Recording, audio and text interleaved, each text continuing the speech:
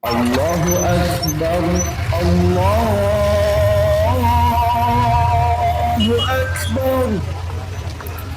Allahu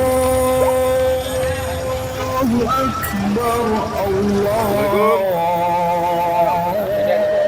Allahu Akbar. Asyhadu an la ilaha illallah.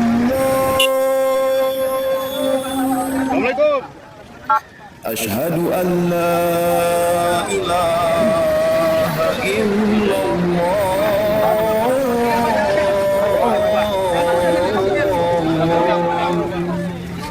Bismillahirrahmanirrahim. Assalamualaikum warahmatullahi wabarakatuh. Innal hamdalillah nahmaduhu wa nasta'inuhu wa nastaghfiruh wa na'udzu billahi min syururi anfusina wa min sayyiati a'malina. May yahdihillahu fala mudhillalah wa may yudlilhu fala hadiyalah. Asyhadu an la ilaha illallah wahdahu la syarikalah wa asyhadu anna Muhammadan abduhu wa rasulullah nabiyya ba'dah. Allahumma shalli wa sallim ala nabiyyina Muhammad wa ala alihi wa sahbihi ajmain amma ba'du. Teman-temanku yang dirahmati oleh Allah Subhanahu wa taala, bagaimana kabar kalian? Semoga kabar kalian selalu dalam keadaan sehat walafiat. Amin ya Allah ya rabbal alamin. Baik teman-temanku, langsung saja pada pertemuan kali ini, alhamdulillah Kang Bahar Channel kembali memiliki satu informasi yang sangat-sangat menarik. Informasinya apa? Langsung saja kita simak video berikut ya dari Ustadz Adi Hidayat yang sangat bermanfaat buat kita semua. Mari kita simak teman-teman. Waalaikumsalam warahmatullahi wabarakatuh. Mohon maaf mungkin ini tidak sesuai dengan tema. Saya ingin bertanya tentang sahabat kita, jamaah tabligh atau jamaah khuruj yang keluar berdakwah 3 hari dalam sebulan, 40 hari setahun dan 4 bulan seumur hidup.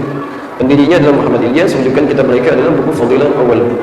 Baik, pendiri mereka, apakah yang mereka kerjakan itu ada dalilnya?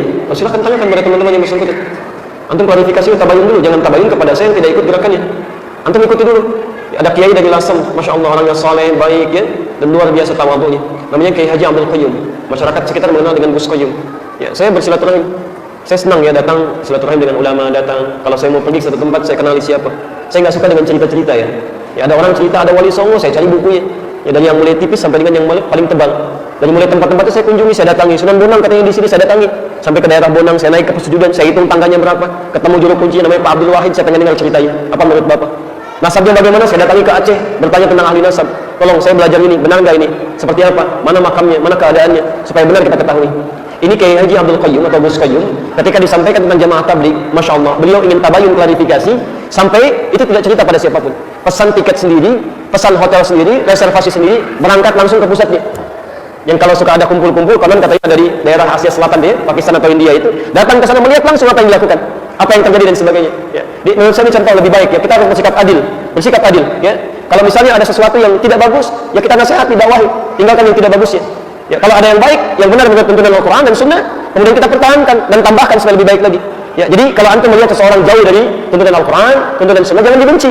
Antum ajak dakwahi dengan kelembutan. Kan surga bukan cuma untuk antum aja, terlalu luas gitu kan. Ya, jangan tinggalkan yang lain. Nah, ini belum sunnah, saya nggak mau ikutan. Masya Allah, antum nggak perlu ikutan, tapi antum bisa dakwahi untuk mengajak pada kebaikan. Jadi jangan ditinggalkan, apalagi sambil berselisih misalnya. Ya, nggak boleh begitu ya. Bisa nasihati teman-teman sekalian, jangan sampai kehilangan amal baik dengan melakukan perbuatan buruk, itu berbahaya. Ya.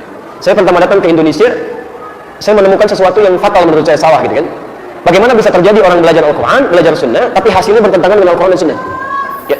Zaman Nabi, orang belajar Quran, belajar Sunnah, dari yang keras jadi lembut, yang terpecah jadi menyatu, yang pemukul jadi pelangkul, yang pencela jadi pecinta. Masya Allah, dan semua seperti itu. Antum Qurannya sama, Nabinya sama, hadisnya nggak berubah. Kok bisa ada belajar Al-Quran tiba-tiba yang lembut jadi keras? Antum mungkin belum pernah dapati, saya pernah dapati kasus. Ya, ada seorang ibu belajar, masuk pada satu kajian, ya, kemudian disebutkan kajian Al-Quran, kajian Sunnah, pulang ke rumah ribut dengan suami, ramai.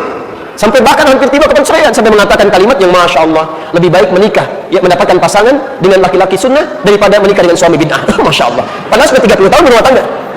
Ya, dia belum paham dalam situasi seperti ini. Mari bijak dengan berdakwah dalam kebaikan. Lihat kondisinya. Kan aneh gitu kan, belajar Quran, belajar Sunnah, tapi melanggar ketentuan itu. Ya, bijak dengan lembut. Ya. Demikian itu tadi teman-teman, nasihat dari Ustadz Adi Hidayat. Masya Allah, nasihat beliau begitu bijak ya. Dan memang benar teman-teman, bahwa ketika kita ingin menyampaikan sebuah kebenaran, kita memang harus dengan cara yang bijak dan cara yang lembut.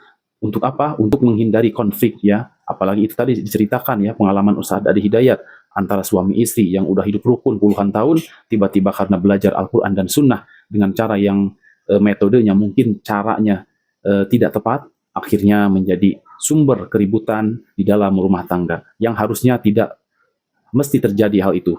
Bahkan Ustadz Adi Hidayat menjelaskan teman-teman harusnya belajar Al-Quran. Beliau bilang belajar sunnah membuat manusia yang tadinya keras menjadi lembut, membuat orang yang terpecah, umat yang terpecah kemudian menjadi bersatu. Disatukan dengan apa? Yaitu disatukan dengan Al-Quran dan sunnah. Demikian teman-teman videonya, informasinya dan tayangannya, nasihat-nasihat dari Ustadz Adi Hidayat begitu berharga buat kita semua ya. Mudah-mudahan kita semua bisa mengamalkannya. Demikian, billahi taufiq wa hidayah. Wassalamualaikum warahmatullahi wabarakatuh. Semangat.